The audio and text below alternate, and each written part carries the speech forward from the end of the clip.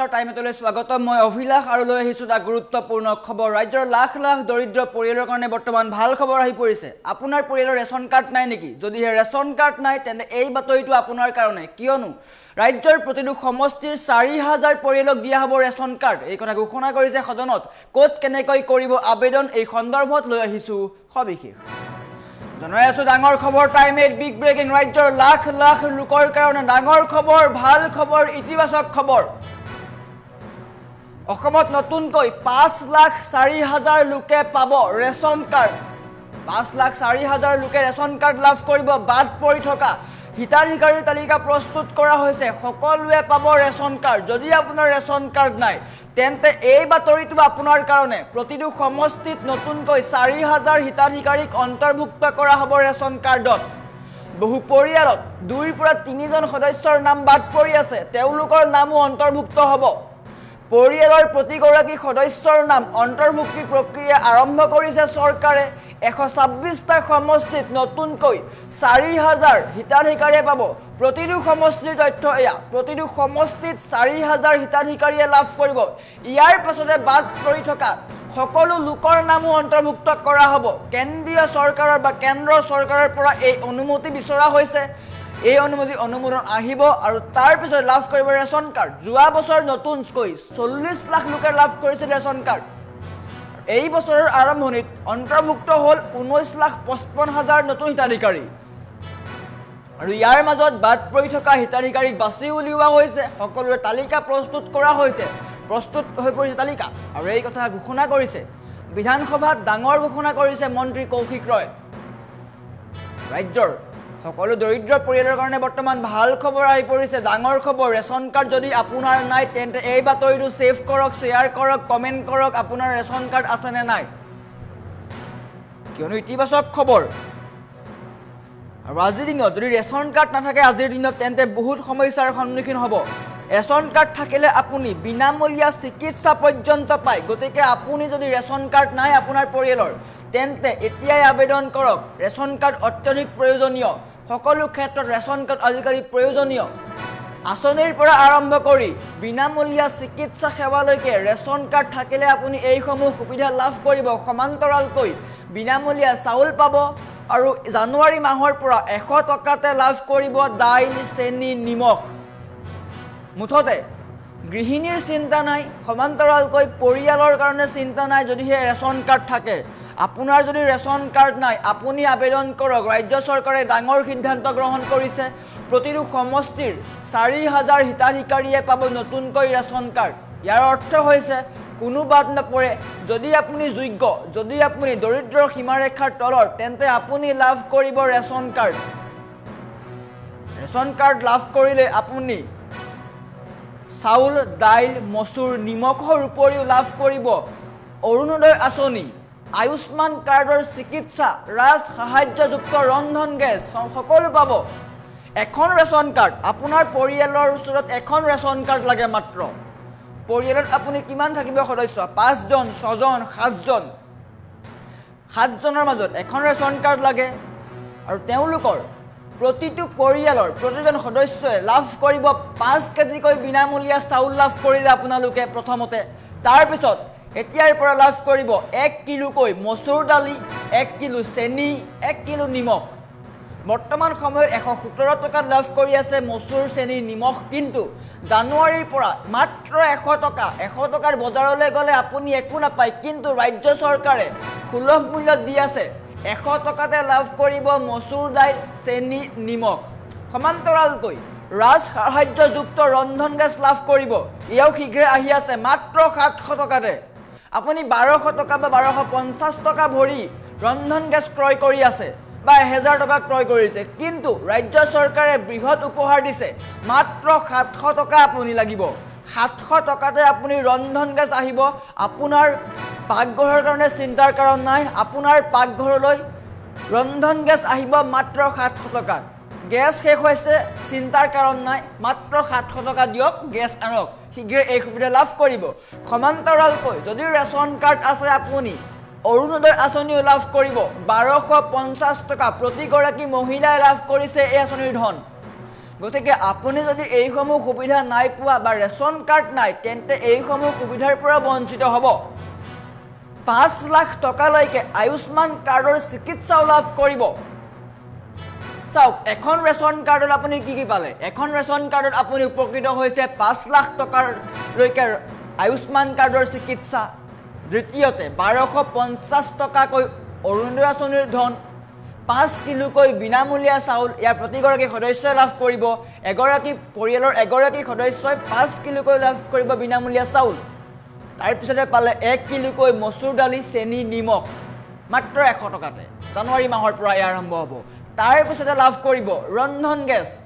ৰাজ সাহায্যযুক্ত ৰন্ধন গেছ লাভ কৰিব মাত্ৰ 700 টকাতে গতিকে দেৰি নকৰিব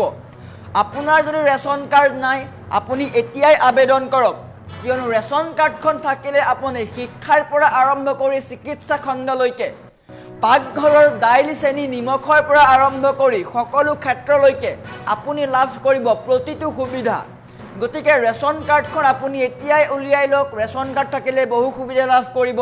যদিহে ৰেচন কাৰ্ড নাই তেতিয়া আপুনি বহু সুবিধাৰ পৰা বঞ্চিত হ'ব ৰাজ্য চৰকাৰে বহু সুবিধা প্ৰদান কৰিছে দৰিদ্ৰ লোকৰ কাৰণে ৰাজ্যৰ প্ৰতিগৰাকী লোকৰ কাৰণে গতিকে আপুনি এতিয়াই আবেদন কৰক কিয়নো নতুনকৈ লাভ কৰিব ৰেচন কাৰ্ড প্ৰতিটো সমষ্টিত 4000 হিতাধিকাৰীয়ে লাভ কৰিব ৰেচন কাৰ্ড বৰ্তমান ভাল খবৰ আহি পৰিছে ইতিবাচক খবৰ ৰাজ্যৰ লাখ লাখ লোকৰ কাৰণে ডাঙৰ খবৰ ৰেচন কাৰ্ড লাভ কৰিব যিসকলৰ ৰেচন কাৰ্ড নাই নতুনকৈ 5,04,000 লোকে লাভ কৰিব ৰেচন কাৰ্ড আৰু বিধানসভাত কৌশিক ৰয় ডাঙৰ ভাষণ কৰিছে মন্তব্য কৰিছে কি মন্তব্য দিছিলে দেখুৱাই লোৱাৰ চেষ্টা কৰিছো যোৱা দুবাৰত আমি 2024 চনত আমি অলমোস্ট নতুন বেনিফিচিয়াৰী এড কৰাৰ যি কাম এই এড কৰাৰ কাম আমি একবাৰ ফাৰ্ষ্ট পেজত কৰিছিলোঁ সেই সময়ত 40 লাখ নতুন বেনিফিচিয়াৰী আমি এড কৰিলোঁ 2025 চনৰ জানুৱাৰী মাহতো আমি আৰু 20 লাখ 19 লাখ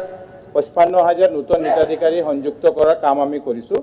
এতিয়া আজিৰ দিনত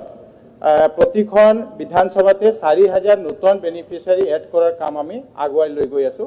আৰু 5,04,000 নতুন বেনিফিচিয়াৰী আমি এড কৰিম কেন্দ্ৰ চৰকাৰৰ ফালৰ পৰা 2013 চনৰ NFSA মতে আমাক যে টাৰ্গেট দিয়া হৈছে এই টাৰ্গেট মতে আমি প্ৰতি মাহে আমাৰ টাৰ্গেটটো হ'ল কেপিং যিটো হ'ল আমাৰ অসমৰ কাৰণে 2,51,79,775 তাৰ বিপৰীতে আমি প্ৰতি মাহে 2,45,16,145 জনক আমি যে NFSA যে ৰেচন সেই ৰেচনটো আমি দি আছোঁ এতিয়া আমি নতুন 5 লাখ আমি এড কৰি আছোঁ 5,04,000 এড কৰাৰ পিছত আমাৰ যে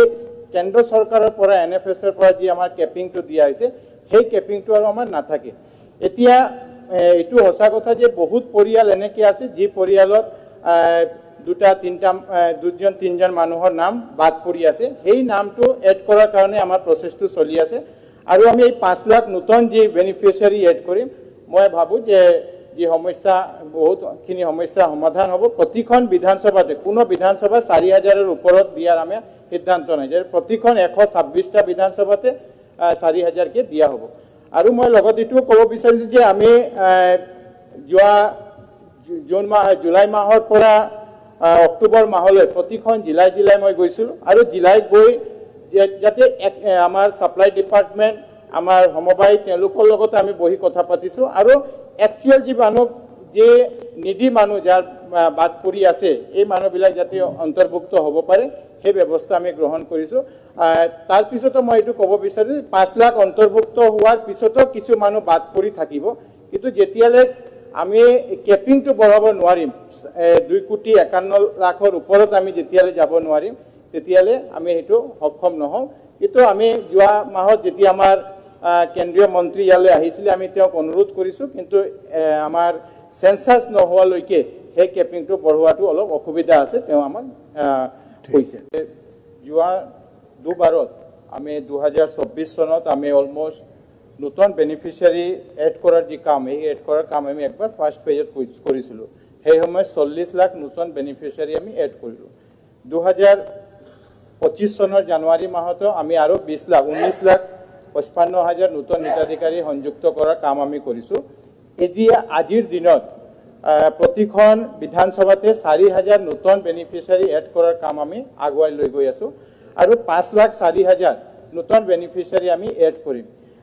কেন্দ্ৰ চৰকাৰৰ ফালৰ পৰা 2013 চনৰ NFSA মতে আমাক যে টাৰ্গেট দিয়া হৈছে এই টাৰ্গেট মতে আমি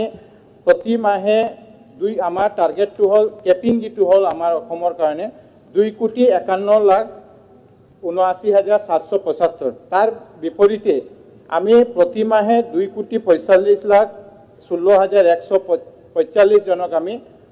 যে NFSA যে ৰেচন সেই ৰেচনটো আমি দি আছোঁ এতিয়া আমি নতুন 5 লাখ আমি এড কৰি আছোঁ 5,04,000 এড কৰাৰ পিছত আমাৰ যে কেন্দ্ৰ চৰকাৰৰ পৰা NFSAৰ পৰা যে আমাৰ কেপিংটো দিয়া হৈছে সেই কেপিংটো আৰু আমাৰ নাথাকে এতিয়া এইটো সঁচা কথা যে বহুত পৰিয়াল এনেকৈ আছে যি পৰিয়ালত দুজন তিনিজন মানুহৰ নাম বাদ পৰি আছে সেই নামটো এড কৰাৰ কাৰণে আমাৰ প্ৰচেছটো চলি আছে আৰু আমি এই 5 লাখ নতুন যি বেনিফিচিয়াৰী এড কৰিম মই ভাবোঁ যে যি সমস্যা বহুতখিনি সমস্যা সমাধান হ'ব প্ৰতিখন বিধানসভাতে কোনো বিধানসভা 4,000ৰ ওপৰত দিয়াৰ আমি সিদ্ধান্ত নাই যে প্ৰতিখন 126টা বিধানসভাতে 4,000কে দিয়া হ'ব আৰু মই লগত এইটোও ক'ব বিচাৰিছোঁ যে আমি যোৱা জুলাই মাহৰ পৰা অক্টোবৰ মাহলৈ প্ৰতিখন জিলাই মই গৈছিলোঁ আৰু জিলাইত গৈ যাতে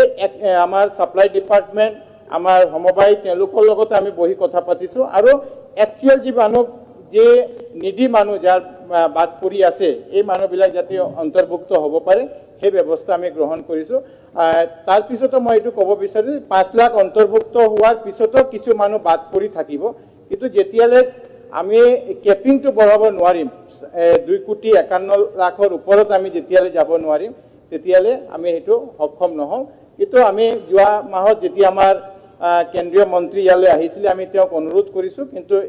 আমাৰ সেন্সাস নোহোৱালৈকে সেই কেপিংটো বঢ়োৱাটো অলপ অসুবিধা আছে তেওঁ আমাক কৈছে